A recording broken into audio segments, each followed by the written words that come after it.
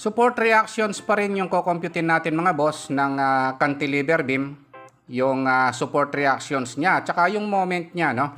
Kasi yung cantilever beam, fixed support siya sa kabilang dulo, and then sa kabila naman is free end siya, no? Wala siyang support, no? Kaya itong fixed support na ito, meron siyang horizontal reaction, no? And then meron din siyang vertical reaction, and at the same time meron siyang moment, no? Kaya lang bago tayo mag-umpisa mga boss, huwag niyo po sanang kalimutang pindutin yung subscribe, no, dito sa maliit pa lang nating channel. Isama niyo na rin yung like at saka yung notification bell. Okay, umpisahan na po natin yung computation natin, no. So ang una natin ko-computein mga boss, no, ito munang horizontal reaction, no. Magsasummation of forces at x tayo is equal to 0. So yun yung gagamitin nating equation. Since wala namang horizontal forces mga boss, no, ang RAX natin is equal to 0 yan, no. Ang susunod na kukomputein natin, ito namang RAY, no, o yung reaction A vertical, no. So meron tayong upward forces, positive, downward is negative, no. Gagamitin natin yung equation na summation of forces vertical is equal to 0, no. Ngayon ang magiging equation natin, minus 10 kN downward ito, minus 3 times 5. Ito yung 3 times 5 mga boss, no? Uniformly distributed ito. 3 times yung length ng beam na 5 meters, no? Plus RAY, ito yon, upward yon is equal to 0. So yung RAY natin is 25 kN, no? So paano nangyari yon? Itong minus 3 times 5, ito yun mga boss, no? Yung 3 times 5, 15 kN yon, no? So negative kasi downward itong 15 kN na ito, no? So yung moment arm niya, no, magiging moment arm niyan since nasa gitna siya, kalahati siya ng 5 meters. 2.5 meters siya rito, and then 2.5 meters siya dun sa kabila, no?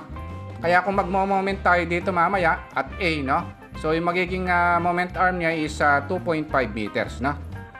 Ngayon ang susunod na kukomputein natin, since tapos na tayo, no, doon sa horizontal and vertical forces, no. Ang kukomputein naman natin ngayon is yung moment, no, ng cantilever beam, no. So magsasummation of moment at A tayo is equal to 0. Ayan yung gagamitin natin.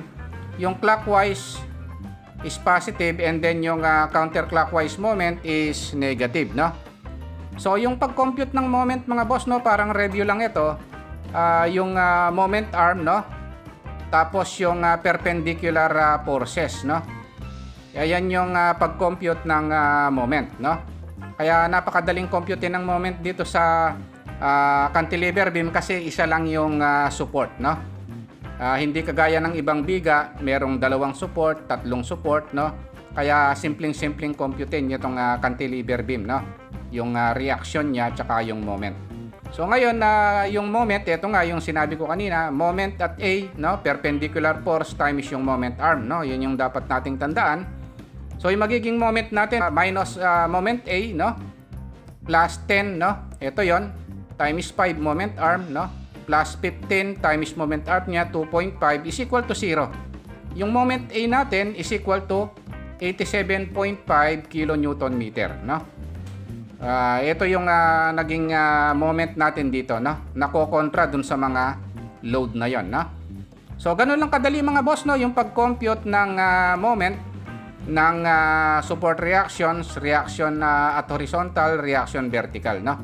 Kung nagustuhan nyo itong video natin mga boss, no, huwag nyo sanang kalimutang pindutin yung subscribe, no, dito sa maliit pa lang nating channel. Isama nyo na rin yung like at saka notification bell, no. Thank you very much at God bless po sa inyong lahat.